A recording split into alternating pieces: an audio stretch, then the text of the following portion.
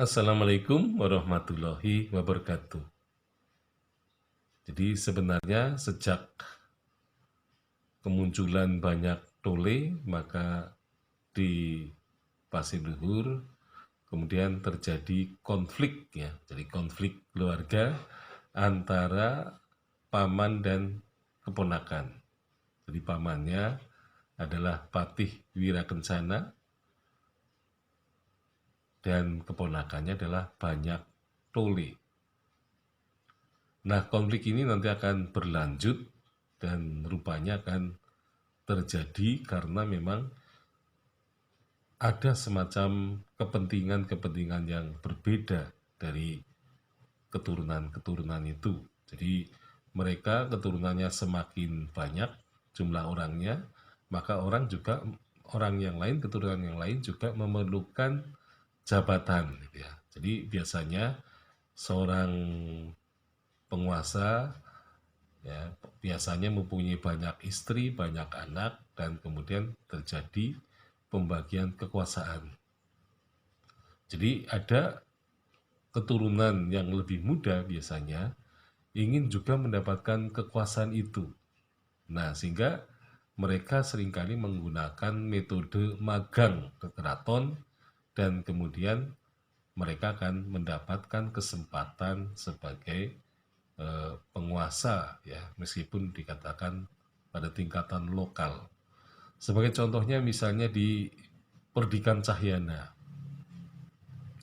Jadi Perdikan Cahyana itu awal mulanya hanya satu perdikan, disebut Perdikan Cahyana. Nah, kemudian dari Perdikan Cahyana ini kemudian berkembang menjadi perdikan-perdikan yang lain, bahkan yang sampai terakhir ada 21 perdikan.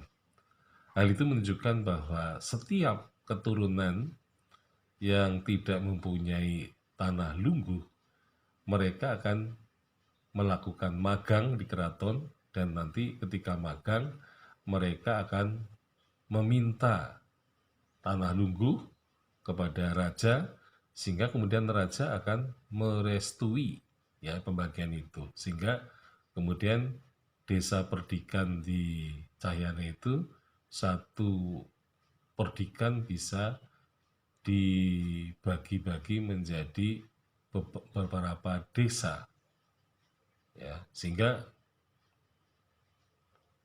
misalnya desa Makam, misalnya Perdikan Makam itu dalam perkembangannya berkembang menjadi 8 desa.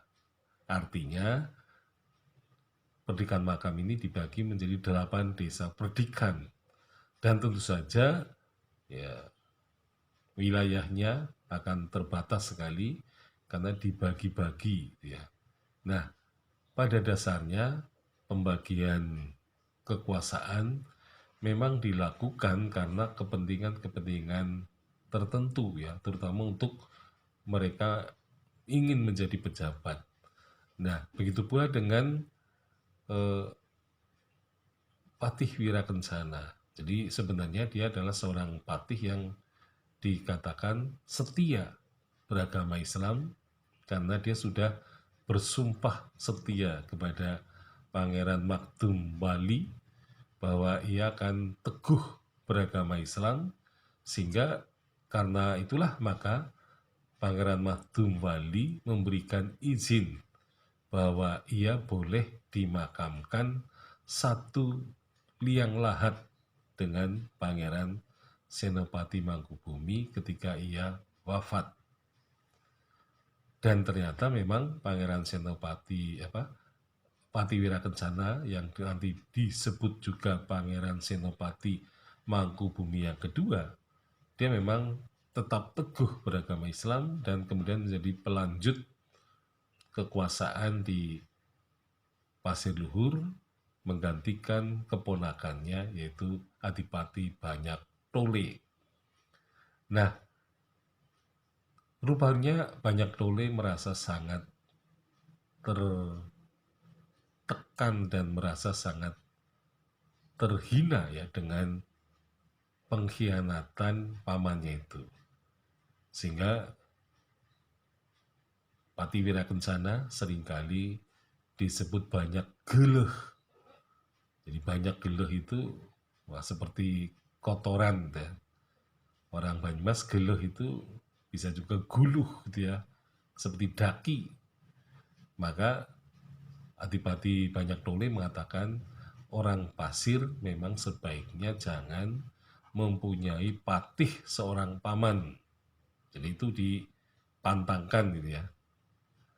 Nah, kemudian banyak geleh atau geleh itu juga disebut banyak geleng gitu ya. Ada yang juga menyebut banyak eleng.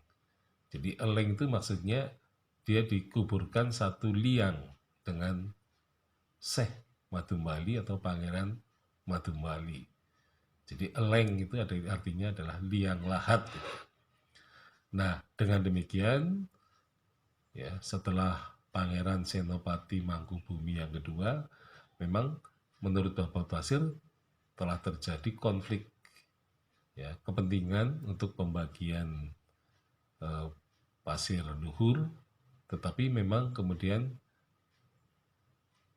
Pangeran Senopati Mangkubumi yang kedua memindahkan ibu kota Pasir Luhur menuju ke Pasir Batang. Artinya tempat yang disebut dengan Pasir Batang itu ada di seberang timur dari Sungai Mengaji dan Sungai Logawa. Jadi Kali Mengaji dan Kali Logawa dia tinggal pindah ya ke timur. Dan perpindahan itu ditujukan karena Pasir Luhur dianggap sudah tidak suci lagi karena pernah didiami oleh seorang adipati yang murtad dan juga terusir ya, diserang habis-habisan sehingga kota Pasir Luhur kelihatannya rusak parah. Maka Pangeran Senopati Mangkubumi yang kedua memandang Pasir Luhur tidak lagi layak dipakai sebagai ibu kota. Sekian, Assalamualaikum warahmatullahi wabarakatuh.